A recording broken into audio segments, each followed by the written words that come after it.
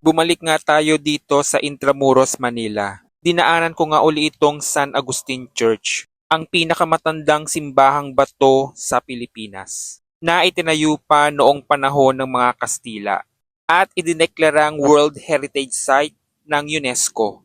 Ang simbahang ito ay idinisenyo ayon sa magagandang templo na pinatayo ng mga Agustino sa bansang Mexico. This time nga ay nakapasok na ako sa loob ng San Agustin Church dahil nung unang pumunta ako dito may kinakasal. So nandito nga na naman tayo sa Intramuros, Manila. Finally nakapasok na ako sa San Agustin Church. Last time kasi hindi pa ako nakapunta doon eh. Merong wedding kaya hindi ako nakapasok.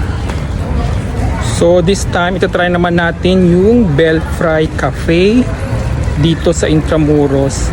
Belfry pala ang tamang pag-pronounce. Last time na-try ko na yung Cafe Intramuros, pati yung La Catedral Cafe.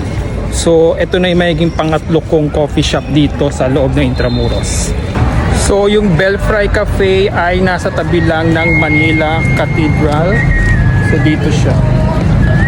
Sorry, it's Belfry Cafe.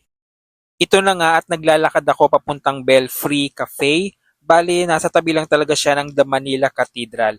As in, nasa gilid lang siya nito. Hindi na nga rin tayo pumasok dito sa The Manila Cathedral kasi nakailang beses na rin akong nakapasok dyan. So ito lang yung Belfry Cafe. Belfry nga ang pag-pronounce, ang kulit.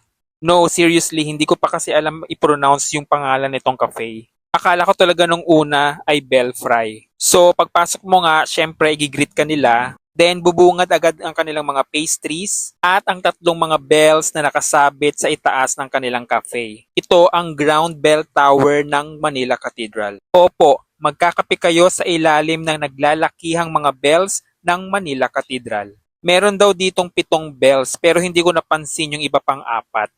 So naka-order na nga ako dito ng aking inumin at ng isang dessert.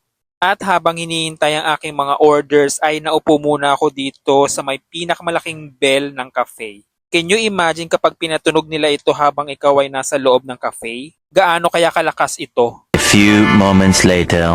Dumating na nga ang aking orders at naisipan kong umupo sa labas. Medyo matao kasi sa loob. So meron siyang labas. Push natin.